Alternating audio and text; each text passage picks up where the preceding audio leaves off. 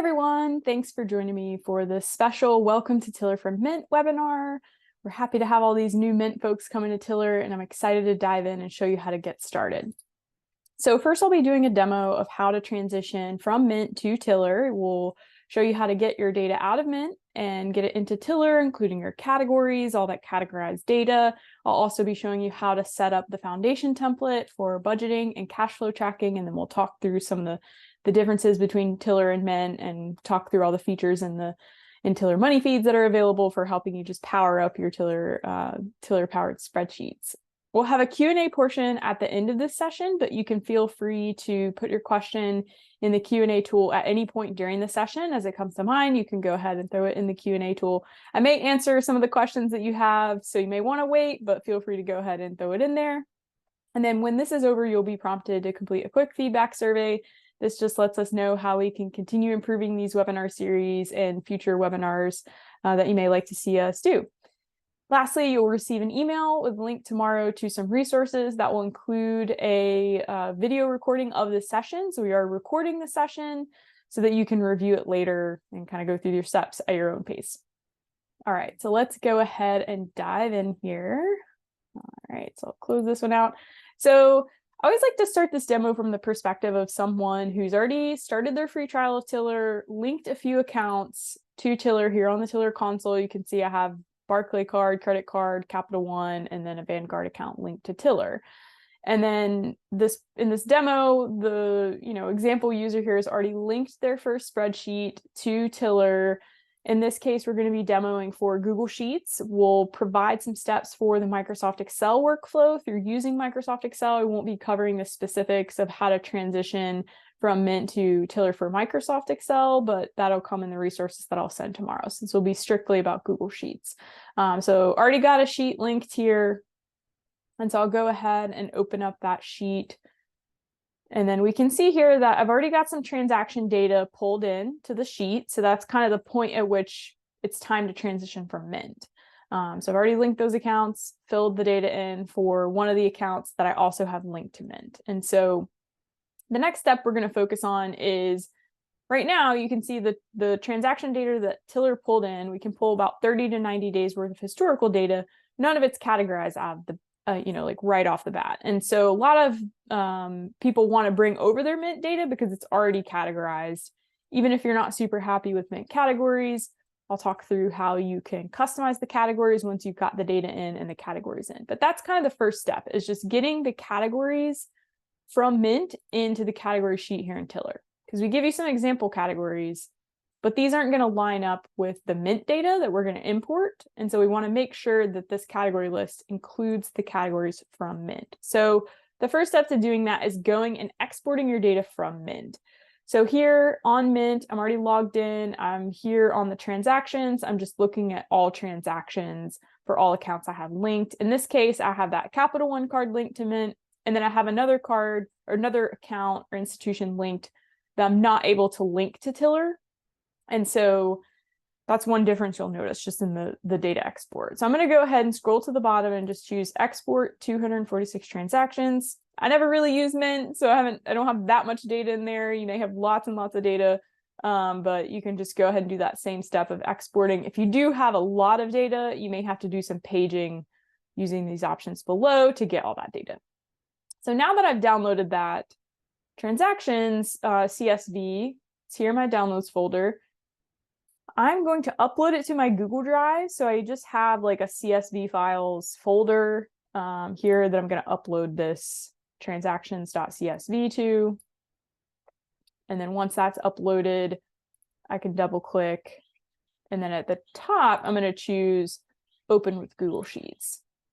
And so once again, we're just trying to get the categories list from the Mint export into our Tiller category sheet. So you can see here, everything's already categorized in this Mint export, but a lot of, there's going to be a lot of duplicates because it's all the transactions. So we just want the unique list. So we can really easily get the list of unique categories by typing a simple formula here and just a random cell out to the right. I'll do equals and then unique. And then I'm going to do F2 through F because that's the category column. So now I have a unique list of categories from that Mint data. So I'm just going to select all of this and then copy, Command C, or you can right click, copy. Back over in my tiller category sheet, I'm just going to clear out everything from, A through D, just to have a clean slate here. And then I'm going to do paste special values only. And then it gets me that category list from that Mint data. Now you can see this is all yellow because it's telling me, hey, I need to do something. So we're going to come back to those steps of filling out the group and the type. We're just focusing on getting the Mint data into Tiller. And so the first step was just to get the list of categories. So now I'm going to look at my transaction sheet and, this is up to date as of 12/12. My Mint data, is a little bit more up to date with the pending. Tiller can't pull pending transactions. So we just get the posted transaction. So it's also up to date as of 12/12. So I don't need all of this data in my Tiller transaction sheet. I'm going to pull it in from Mint, from that export. So I'm just going to clear out this transaction data that Tiller pulled in because I don't want to end up with duplicates. I just want the categorized data from Mint. And so I'm going to go here, have a lot of data because this account's been connected for a while, and just clear that out. So now I've got a blank slate on my transaction sheet as well. So to import the Mint data in Google Sheets, I'm going to use a separate add-on. This add-on is called the Tiller Community Solutions add-on. It doesn't come pre-installed in the foundation template the way that, well, I guess the Tiller Money Feeds doesn't come pre-installed anymore either. But there's no steps guiding you up until this point in our existing onboarding that talk through how to get this Tiller Community Solutions add-on. So to get it, you just go to the extensions menu, add-ons here at the top, go to get add-ons. And then I can just search Tiller Community Solutions. It's this one right here. And then I would just choose install to install it, but I already have it installed, so I don't need to do that step. But if you don't have it installed, that's how you can get it. Once again, extensions, add-ons, get add-ons, and then just search for Tiller Community Solutions. So I'm going to go ahead and open the sidebar here. So this is an add-on built by the Tiller team, but it just allows us to share community solutions that are built by the Tiller community in a safe way. So anything that you find in here has been vetted by our team, including like all the different templates, which are here like in this Explore section. And then all the tools are tools that our team built. You'll notice like a couple of these split transactions, manual transactions. These are in the Tiller Money Feeds add-on now, so they don't actually work here. But what we care about is this import CSV line items. And we don't have this for Excel. So that's why I don't do the demo for Excel, because it's a manual workflow, which is documented in our Help Center, and you'll get a link to that resource tomorrow. So once I've gone into this import CSV, it's going to just prompt me to add this column and continue, because there's a specific column that needs to be in the transaction sheet to use this workflow. Now, one thing to note with this workflow is that it makes it really easy to get your Mint transactions data into Tiller, but it's not going to include the labels or the notes. So if you were using labels and notes in your Mint data, that's not going to be included in this import. So you would want to use the manual steps, which are documented in our Help Center, and you'll get a link to those tomorrow. And it's just basically a copy paste, but you have to do some like gymnastics with the amount column because of the way Mint does the amounts. So if you're fine, you don't need the labels or notes, or you're willing to part with those, you can just click upload here at the bottom. There's a few different file types that are supported, Mint being one of them. We're going to select the transaction CSV here and click open. And it's just going to analyze the data and kind of give us some options before it imports it. And so we can set up some filters to choose like how far back we want to go. If you had years and years of Mint data, I would highly recommend just doing like the last no more than 5 years. That might even be too much for this tool to handle the import line items specifically. If you also have a bunch of accounts, like if you have 5 years of data and like 30 accounts, I don't know if it can handle that. We've had some reports of like 12 years of data and 30 accounts, and it definitely can't handle that. So just keep that in mind. You can filter to import less. In my case, there's not really that many, so I'm not going to set up any filters there, and I don't need to filter the transactions after the import because these are going to be the only transactions in my transaction sheet. So I'm just going to go ahead and continue there, and it's going to add these transactions. We're going to see them file into the transaction sheet, and then it just lets me know how many it added. And so at that point, I can just close that add-on, done with it for the time being. So now I've got all my Mint data into Tiller, and that was super easy. If you're willing to use that workflow and you don't need your labels or notes. It's very, very easy, and it's all categorized, and all the categories are valid because we took the time to, pull those categories over here. So now what? I've got this categorized transaction data in here. There could be a little bit of cleanup. I wouldn't worry too much about the account name, the account number, and the institution being consistent with what's in Tiller necessarily. You can clean that up if you want. It might be a little bit different from what's in Mint and then what Tiller pulls. It's up to you if you want to clean that up. There's some great resources on our help center about, using the built-in filtering and sorting features in the transaction sheet to filter and sort that data and quickly clean it up.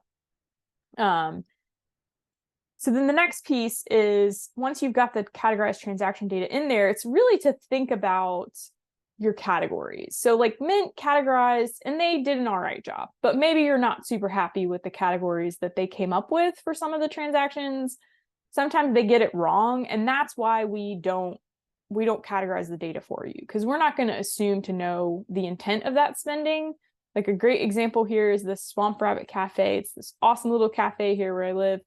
And this was all just like Christmas gift buying. Like this was not at all restaurants. So they got it wrong. But most of the time it's probably, it's probably a restaurant because it is a nice little cafe too. But they have lots of local like little gifts and, local soaps and candles and things like that. So anyways, it's all categorized, but maybe you want to refine those categories. And so you can absolutely do that. So the category sheet, I mentioned we give you those example categories. If you don't want to pull over your data from Mint, you can just kind of get started with Tiller and the example categories and kind of pick up from here with this demo of customizing those categories. So a good example might be like, I think there's something in here like hair. Like I get my hair cut like once a year. I don't really need like a hair category. I don't want to be that granular. And so the cool thing about it is that I can either roll that category into a different category, or I can just create like something that might apply to other types of things like that. And so, one is like health and fitness. Does it really fit in there? No. Maybe it's just like, I don't know, personal care, something like that. So when I change the hair category to personal care, if you want to customize these Mint categories, like what's going to happen then is that now this one transaction, it just, it's giving me this invalid input must fall within specified range. Basically that like the hair option doesn't exist in this list anymore because this is pulling directly from the category sheet. And so if we hadn't done that step of pasting all these categories into the category sheet, most, if not all of these cells here for these categorizations would have the same error because those categories didn't exist because of the ones Mint came up with, and we don't use those same categories. We give you like just a small set of example categories.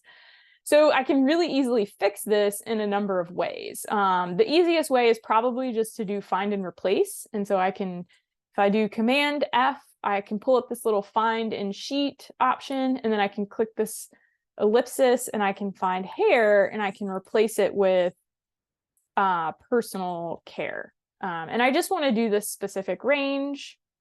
And I just want to do D2 through D. So I want to look at the whole column for this category. And then I can choose replace hair with personal care, and it just replaced one instance. So you can just do a quick find and replace for any of those categories that you change on the category sheet to just get your list to be what really makes sense for you and your financial situation. So now I can click done. Let's say that's the only one I really want to change. So the next step is then to identify the groups for your categories. So the way that we structure things is a little bit different than how it was structured in Mint. I believe Mint's structure was like, there's the category, which we call group, and then there's the subcategory in Mint, which we call category. And it's really just that the group is the bigger bucket for us, and the category is falls into that bucket. And so charity, for example, might be a group that we identify as giving, and then maybe there's like this and this, we have a gift category, and that also might be in the giving group. So you can just go through and identify your groups manually typing them in. Each category needs a group and a type assigned. Hide from reports is optional if you just want to hide a category. You don't want it to show up on your budget or any other like dashboards or reports that you might pull into the sheet from the community. And we'll kind of get to some steps on how to do that in a bit. I've already got this sort of prepped, so I'm just going to copy and paste from a different sheet just to make this demo go faster, because I do need these groups filled in. So I'm just copying and pasting from another sheet where I have this prepared. And so then you can kind of see how this breaks out. I have an auto and transport group, bills and utilities, business, discretionary, gifts and donations, so on and so forth. I think it probably added that hair one back in. So we'll just change that back to personal care. So then you can kind of get the idea of like how the groups and the categories work together to create this hierarchy. All right, so that's up to you. If you want to keep Mint's categories and continue using those, you can. If you want to massage them, this is the time to do it after you kind of get all that Mint data in there. So then what's next? You know, like I think one of the biggest differences is that we don't automatically categorize transactions for you. And so what is the process for that? As Tiller continues to fill data in, and so that's an important thing to remember, is like that's going to come from the Tiller Money Feeds add-on by filling the sheet. And I'll kind of talk through that when I get to talking through all the different features in the Tiller Money Feeds add-on. But as new data gets filled in, it's not going to be categorized for you automatically. What we do offer is AutoCat, which can help you set up a rule list to categorize transactions based on certain criteria that you define. And so to get that, that's in the Tiller Money Feeds add-on. You can just launch the add-on here. And then the simplest way to think about AutoCat rules is, you know, if the description contains a certain keyword, then categorize it based on how I want to categorize. So over in the sidebar here, we can choose this AutoCat option, and then it'll allow us to install the AutoCat rules sheet. It's going to add a separate sheet into our Tiller Foundation template here, and it'll have one example rule that we can kind of talk about how to structure rules.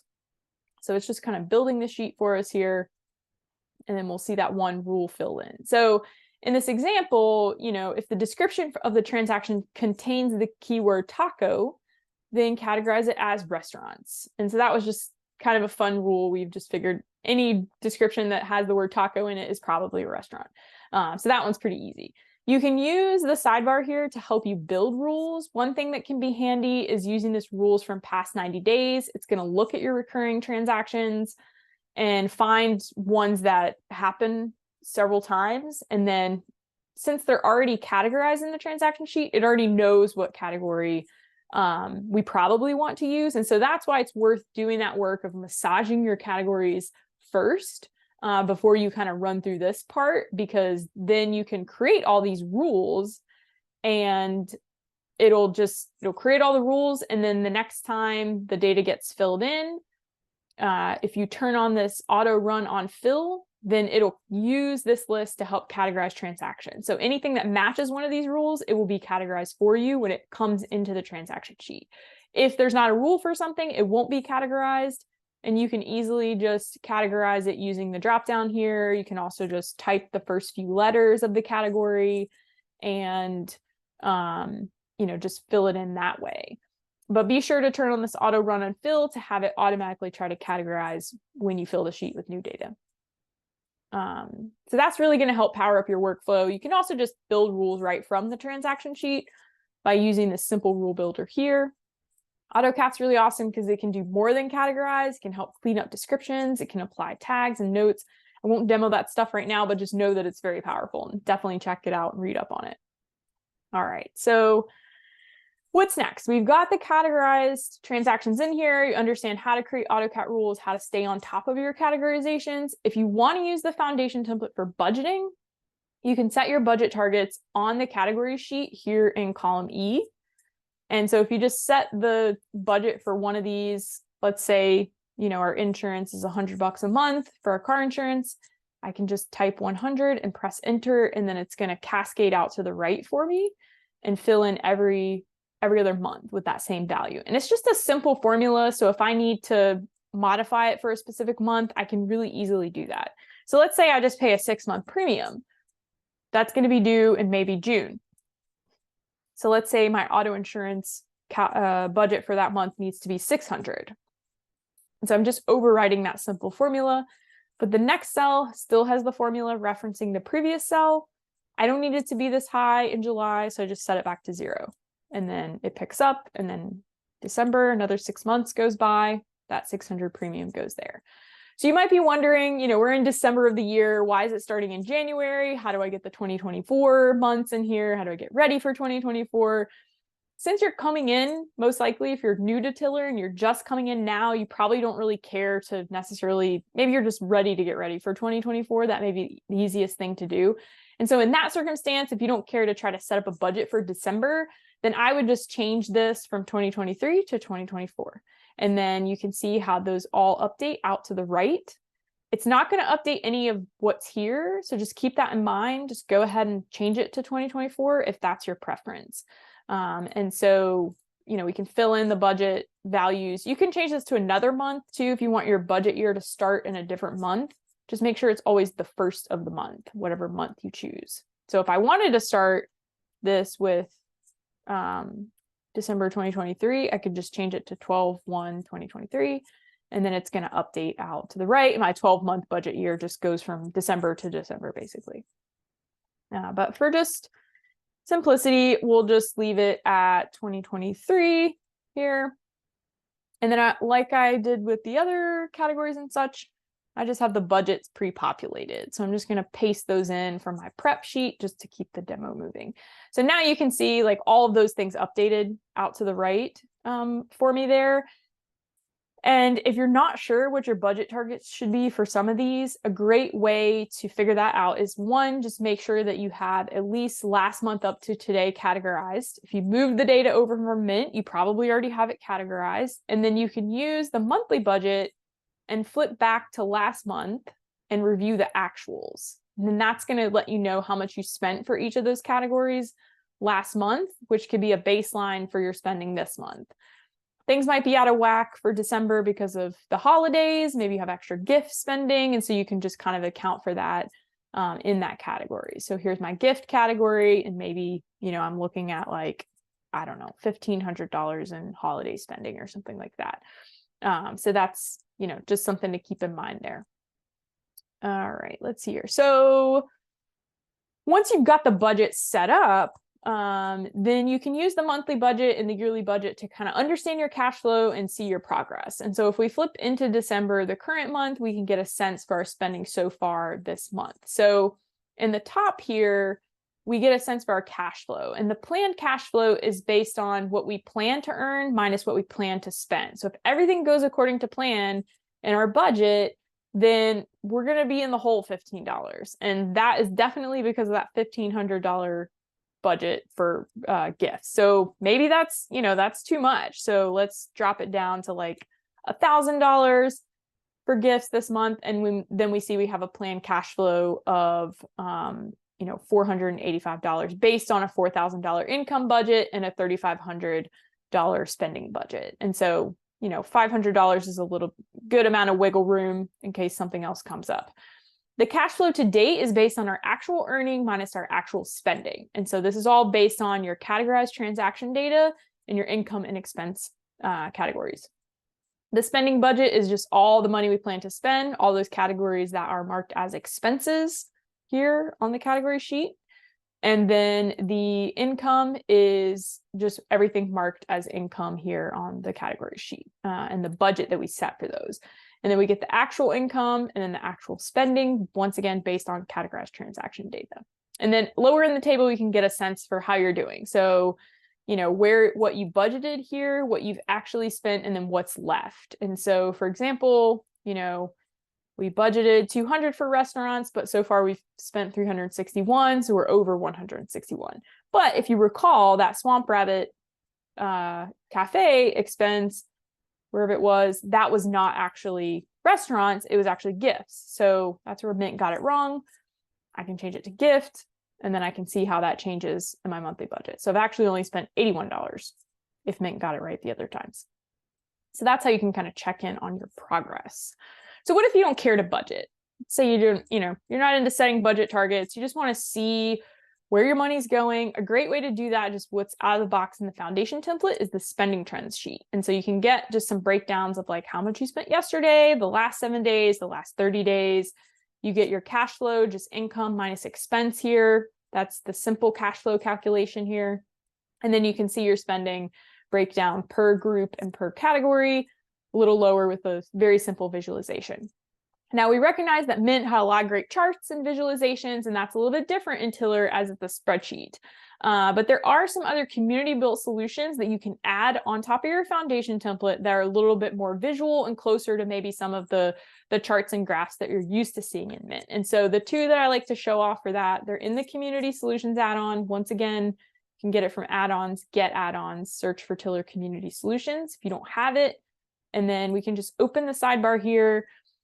And then there's a ton of stuff that's community built. Like I said, anything that's in here that wasn't built by our team is vetted before it makes it in here. So all these ones in the new section right now, those are all built from other Tiller customers, which is amazing. That customers like build these things and they share them in the community, and then they request that they be added to this add-on to make it really easy to add them into your Google Sheets. So it's just a really cool, I don't know, it's awesome. So if I go to analysis here, these are just different like tags or kind of categories of solutions that you might explore. Under analysis, there is the category tracker. And so for any of these, you just click on the little arrow here and then click add to spreadsheet, and then it's going to add it to your Google Sheet. And then you can just start diving into your data with a different visualization. And so this may be a little bit more what you're used to coming from Mint with the pie chart. There's some different customizations here you can make, how you want to visualize it. You can change the date range, and then it'll give you a breakout for whatever count of categories you choose here. In this case, the default is 10.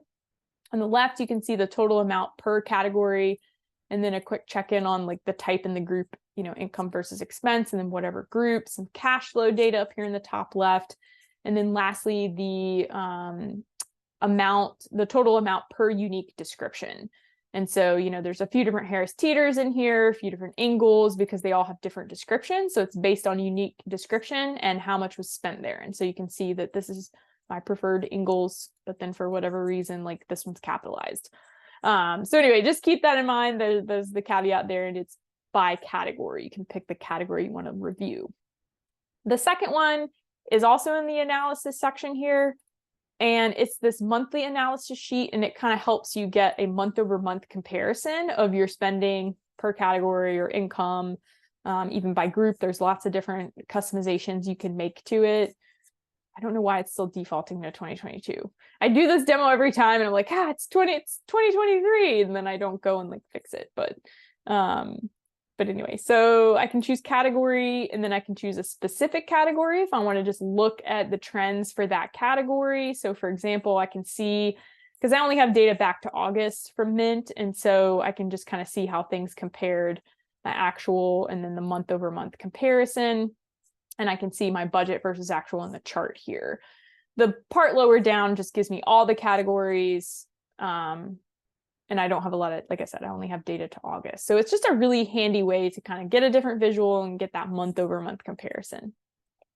All right, so a couple other things here in the foundation template out of the box that you can customize before we talk about the features in the Tiller Money Feeds add-on and then move on to the Q&A. The balances sheet is where you can go to review the balances for the accounts that you have linked to the spreadsheet. And you can customize these on the account sheet. It's intentionally blank because it's like a customization sheet. I can choose the account here in this dropdown. I just have this one account linked. And then I can assign a custom group. And this is just free-form text. I don't have to set a class override unless it came in wrong, asset versus liability. And then once I've set this custom group, on the balances sheet, I can see that it's using my custom group. So this is a great way to organize your account balances or your accounts just based on the way that you want to see them. Maybe you have, investment accounts or kids college savings funds, or you can add your real estate assets, things like that, and you can decide how you want to visualize those on your balances sheet. So some Tiller Money Feeds basics. The Tiller Money Feeds add-on is definitely something that you should familiarize yourself with and get used to launching in your spreadsheet. This is the way it interfaces with the Tiller service. It makes that connection between your bank account data and your spreadsheet possible. So it's kind of like the middle connector piece between the two. And so in the add-on here, there's no new data available to fill, but let's say that, my account's refreshed automatically. Here on the console, I can kind of tell because, it'll show me how long ago it refreshed. Some accounts can refresh automatically, some can't. You have to manually refresh them. Right now, Capital One, it can automatically refresh, but it's on a delayed schedule. It's like refreshing every 3 days or something. And just due to a lot of load, I think Capital One asked our data provider to not refresh so frequently. So anyway, the connection between your bank and Tiller is serviced by our data provider, Yodlee. And so they're the one that control, if it can refresh automatically or not. And so for some accounts, they can't refresh automatically. You might have to enter a secondary security code in order to get them to refresh. So just definitely visit the console and make sure your accounts are refreshing. And let's say they had refreshed and you're not seeing that data in your transaction sheet, most likely you just need to open the Tiller Money Feeds add-on and click the fill button. And that's going to fill the new available data into the spreadsheet. There's something here in the settings that you can turn on that can help with automating the fill of the data. But once again, it's just based on 1 time a day schedule, can enable this autofill, and it will fill whatever we have as of 2 a.m. or 6 a.m. whenever it runs. There's not a way to set when it specifically runs, and it's just once a day. So it'll fill in whatever we have. But if your accounts don't refresh until after that time, you're still going to have to click that fill button. So just be mindful of that. Using the fill button to fill in available data, and then exploring some of the other features here. You can add manual accounts to track balances for accounts that we can't automate, including those real estate assets, as I mentioned. But if there's an outage or something with a particular institution, or there's a specific account that we just don't support, you can manually track the balance there. AutoCAT, we already talked about that. The templates, this is how you can add in product supported templates. So aside from the community templates, which are supported in the Tiller community, the product templates, everything that's default in the foundation template, you can restore or update. Like if we find a bug and we push a fix, you can update it using the templates option here. And then eventually there will be more product supported templates available in there. The tools that are here are splitting transactions. If you have a transaction that should go across multiple categories, you can use the Tiller Money Feeds add-on to split it across those categories.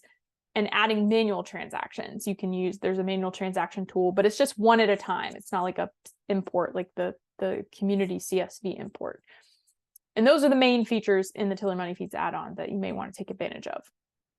All right, so what's next? And how is Tiller different than Mint? So the first thing is that, we use a third-party data provider, and I kind of already alluded to this, but we use Yodlee as our data provider. Mint is owned by Intuit, which is a completely different data aggregator. And so the agreements and, requirements and just integrations that Mint provider Intuit built with the bank are totally independent and separate than what Yodlee has built. And so just because it refreshed automatically in Mint doesn't mean that it's going to refresh automatically in Tiller. And so that's one thing that we're hearing feedback from customers coming from Mint, is that they're not used to having to manually refresh because of those extra security requirements. So it maybe just be something that you need to get used to. The other thing is that, we don't have a mobile app. You can access your spreadsheet while you're on your phone on the go using the Google Sheets app or the Microsoft Excel app just for viewing the data. It's not the best experience. We know that, but there's not a way to fill in the data or use AutoCAT. You can't launch Tiller Money Feeds from those apps. So it's really just a way to kind of view things while you're on the go.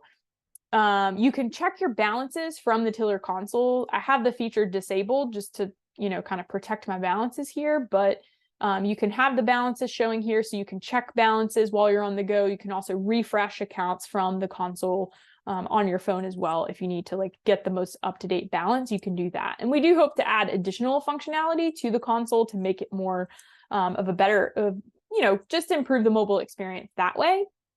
And then the last thing, which I already mentioned, was just, your data is not categorized out of the box, because we're not going to guess, and we're just going to give you better tooling to help you customize it based on your unique needs and give you the power to categorize it the way that you want to.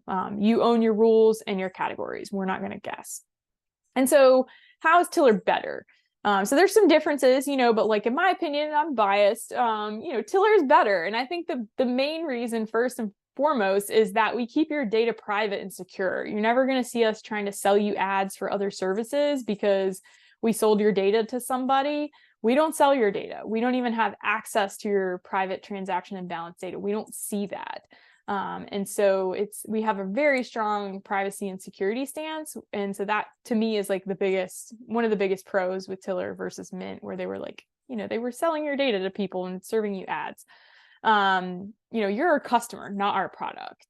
The second thing is we offer the most flexibility of any financial tool that's out there, like hands down. Spreadsheet, like the sky's the limit. It's so flexible and customizable.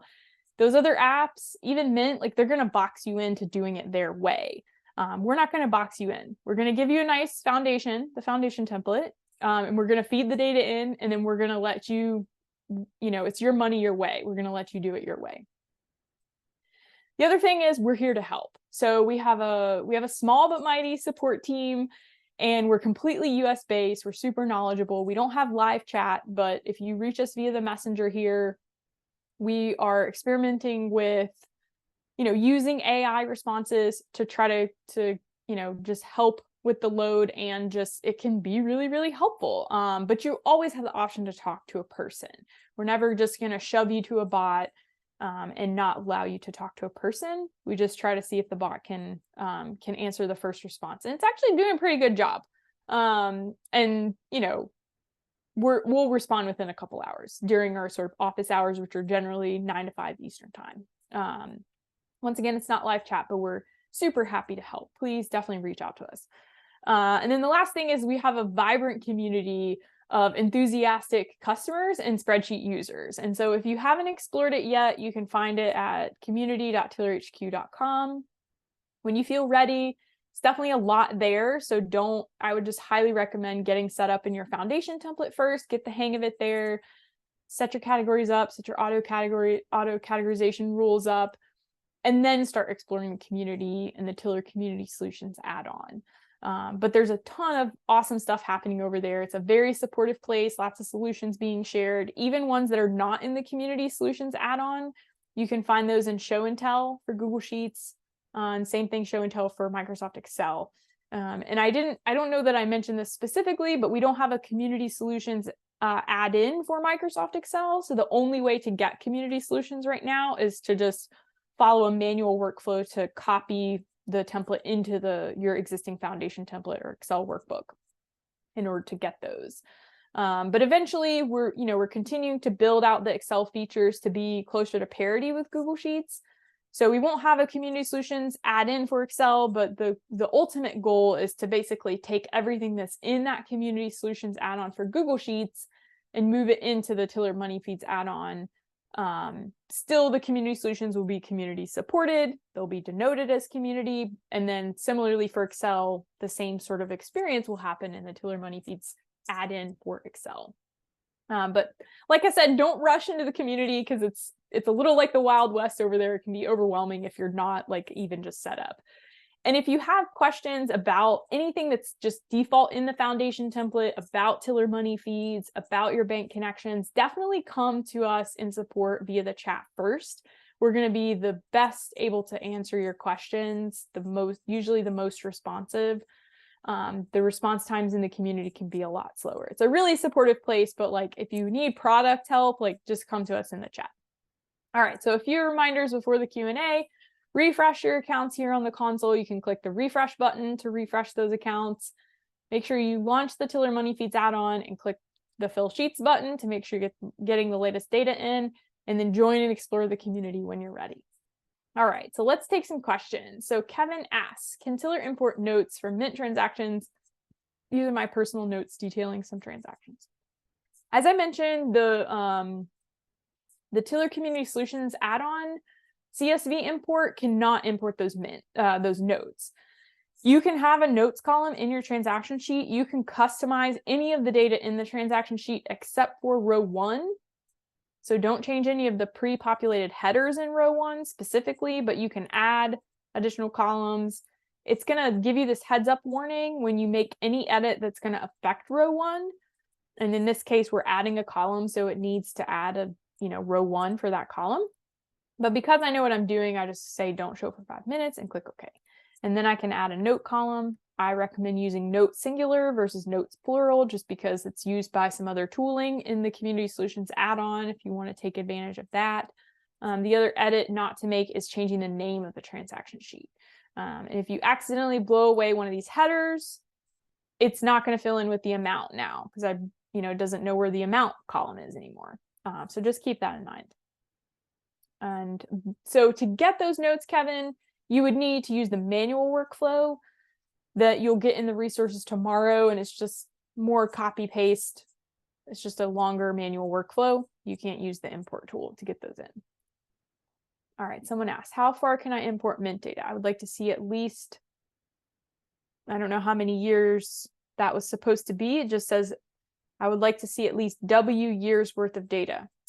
I don't have a hard and fast number for you. It really depends on the amount of accounts combined with the amount of years. So as I mentioned, like 10 years of data and 30 accounts, the CSV import tool probably is not going to handle that. You could probably do it in batches of maybe a couple, 2-3 years at a time and try it that way. You can also always use the manual workflow to get all of that data in there. But it can, in Google Sheets specifically, it can start to slow your sheet down. If you have like 10 years of data across 30 accounts, that's going to be tens of thousands of rows of data. And then the more that combined with the more complex dashboards you have, like some of these, this monthly analysis one is like pretty complex behind the scenes. So that can start to slow the sheet down. So just keep in mind, like I would probably not have more than like 5 years of data at one time in the sheet. All right, so Kevin also asked, in the category tracker, how do I drill down on the over budget category to see specific transactions? The date is missing, so how do I locate a specific transaction? In Mint, I just click on that transaction. Yeah, this is a common one we've been getting too. So there's not like a way to drill down. The best thing I can, from any of the visualizations, the best thing I can recommend is just using the built-in filtering and sorting features. And so if I turn on the filter here, then I can, let's say I want to look at a specific category. Let's say it's groceries.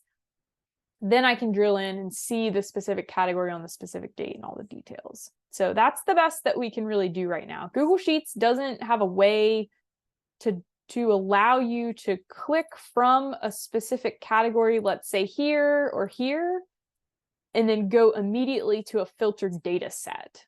It's just a limitation with the spreadsheet.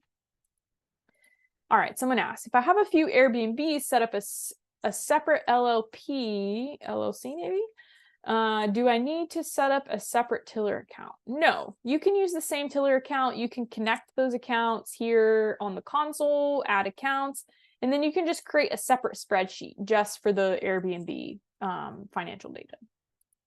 All right. Barb asks, can you show how to extend or add 2024 if I start my first sheet with 2023? Just trying to see how easy that is. We're actually going to be hosting a webinar next Wednesday that's going to talk through all of the ins and outs of that. And the different options for people, but really quickly, the basics are just adding 12 extra columns out to the right. So insert 12 columns right, and then I can just drag the formulas over. The formula from December 2023, this little fill handle, I can just drag it over, and then now I've got all those 12 extra months. I can do the same thing for my budgets. And then it just repeats all of my budgets from the previous 12 months. And like I said, we'll do a deep dive on that next Wednesday. The resources you'll get via email tomorrow will have a link to register for that webinar. All right, Stuart asks, 1 month free trial seems short given the complexity of the tool.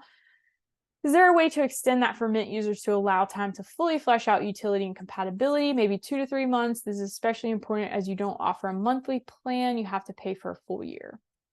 That's a great question, Stuart. We don't have any like promotions right now for Mint users. You could definitely write in and ask. I can't say that, you know, we're pretty generous. Just write in and ask. All right, so Miguel asks, I've been able to import notes by putting the right column prior to importing from Mint, so you should recommend that. Let me reread that. I've been able to import notes by putting the right column prior to importing from Mint. Huh.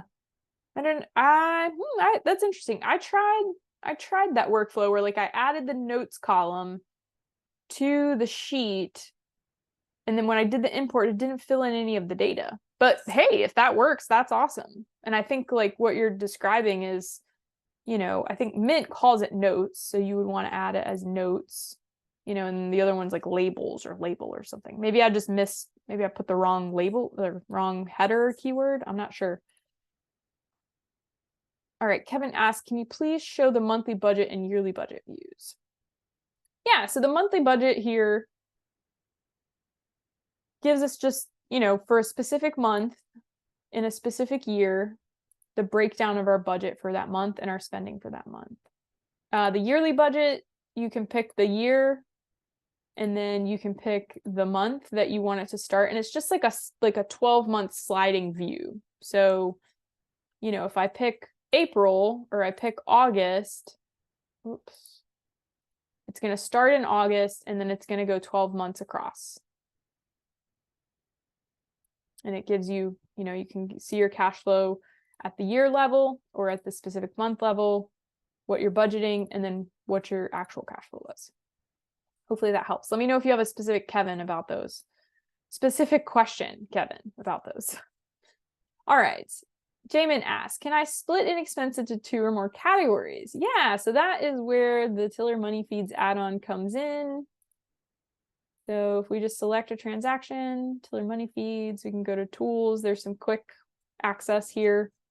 It can be faster than the UI right now. It's a little bit slow. We do hope to address that early into the year next year. So it's getting that transaction.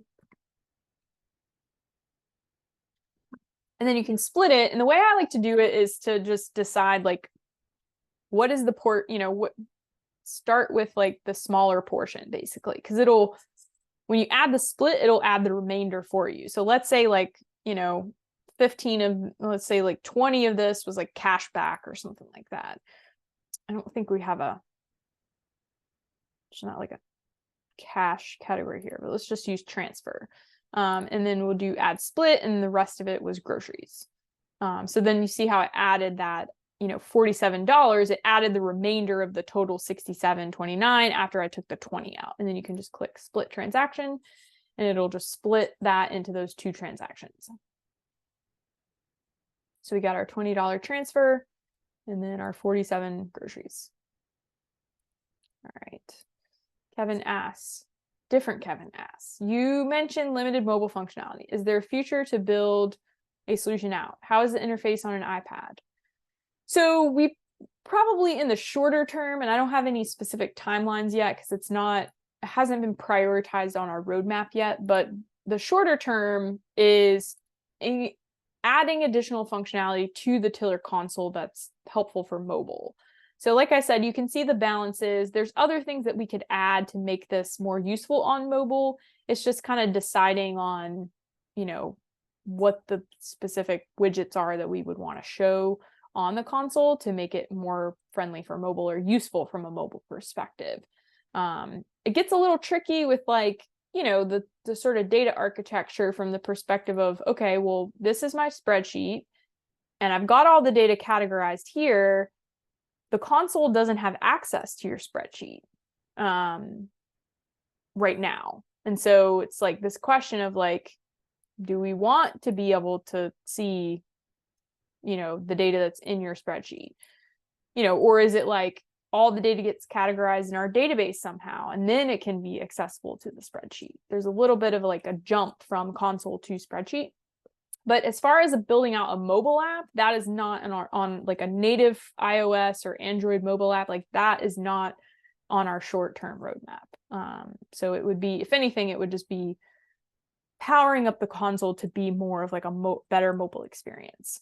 And then as far as the interface on an iPad, you can use it on an iPad. You just have to, for Google Sheets, I think for either one, but I know specifically for Google Sheets, you have to change the setting. Like, don't use the Google Sheets app on the iPad. I think you actually have to delete that app if you have it installed on your iPad. Otherwise, it will always just open it like in the Google Sheets app, and you can't launch the Tiller Money Feeds add-on from the mobile app for iPad or iPhone.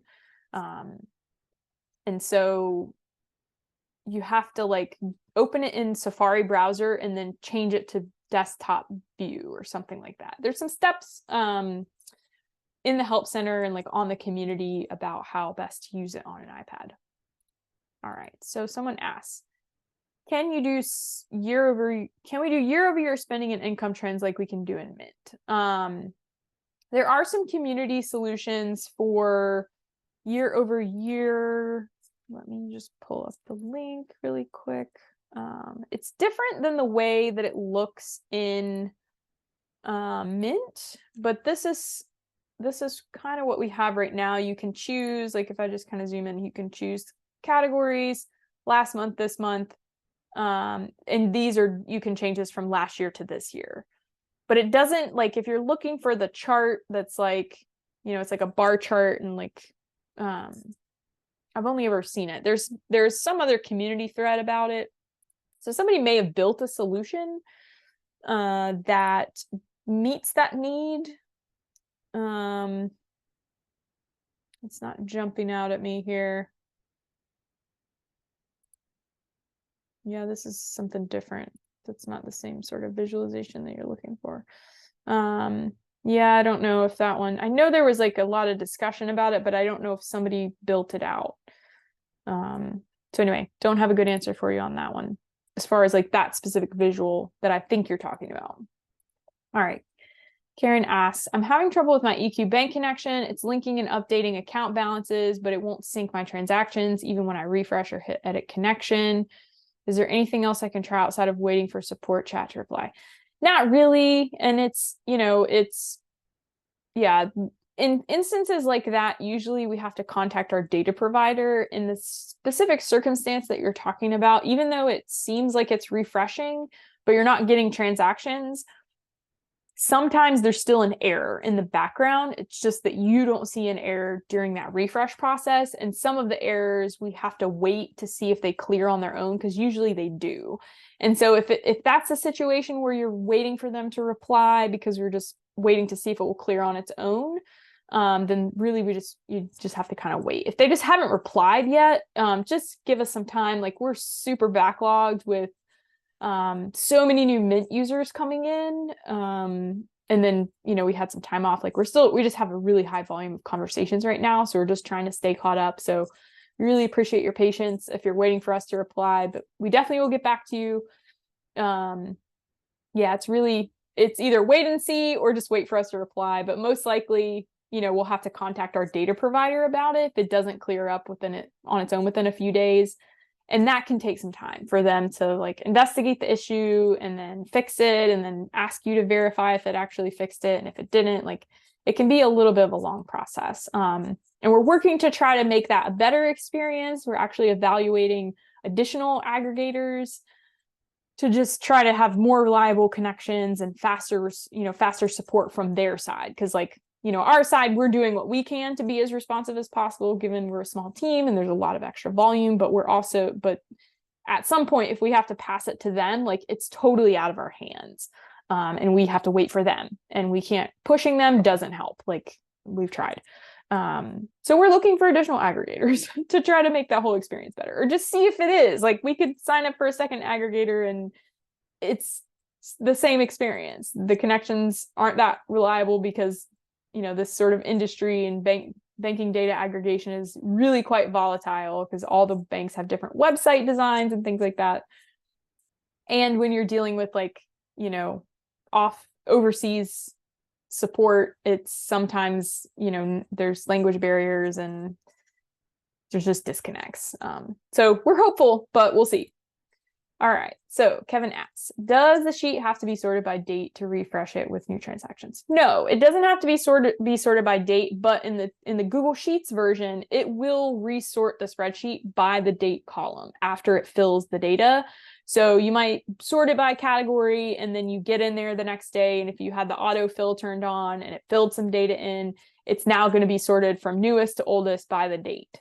So just keep that in mind. Excel does not do that. Excel just inserts the number of rows it needs for the new transactions and just, you know, throws them in there. It does, and then it doesn't do any sorting. They just get thrown in there in chronological order, newest to oldest, by date. So they may be like, they could be lower transactions could be like out of chronological order, whereas the top section in Excel, they're in chronological order. So, all right, I guess it would be reverse chronological order.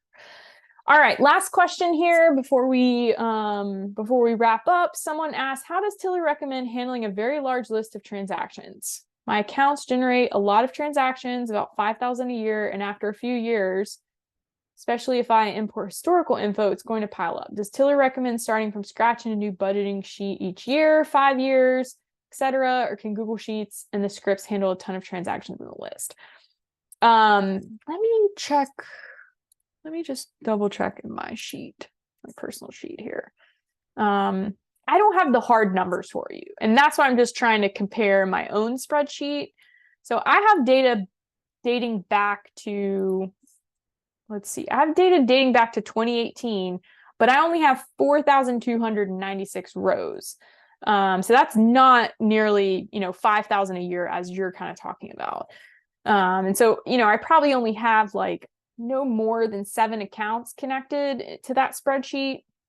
My spreadsheet's not slowing down. So it's a combination of things, but you do have to definitely be aware of the limitations of Google Sheets specifically, because the add-on, when it's, you know, filling the data into the spreadsheet with this fill process, right now it's using the same like time limit processor as the spreadsheet and the calculations that are happening in all these different dashboards, right? So like when it starts filling data and the new transactions hit the transaction sheet, these other spreadsheets are going to immediately start recalculating.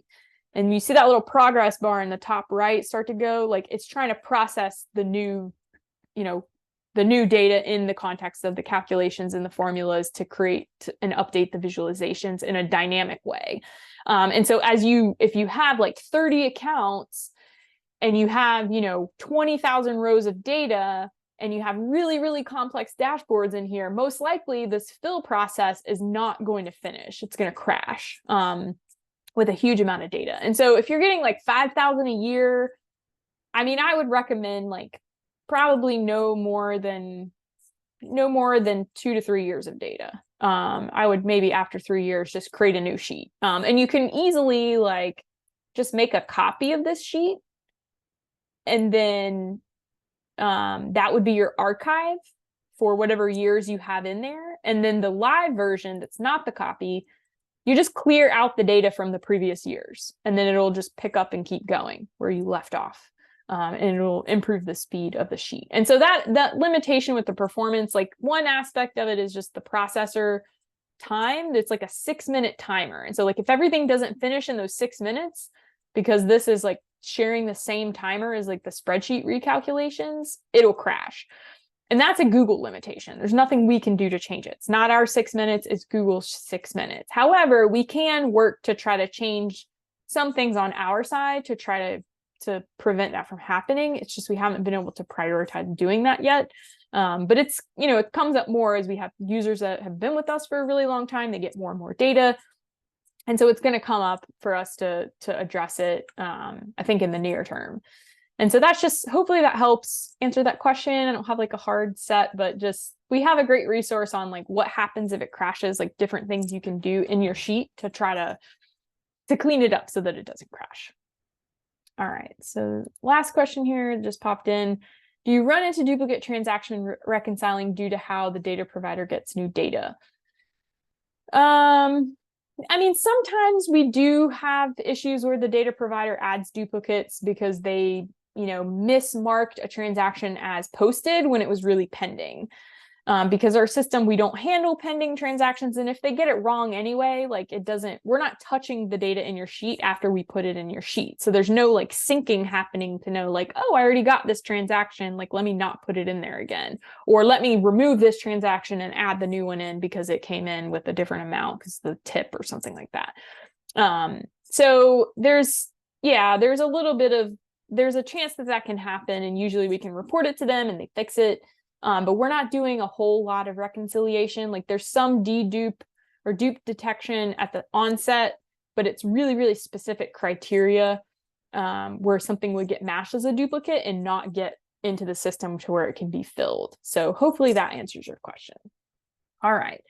So that looks like that was all the questions. Well, thank you all so much for joining me for this webinar. Once again, complete that quick survey and you'll get an email from me tomorrow with a link to the resources and the recording. I hope y'all have a great rest of your day.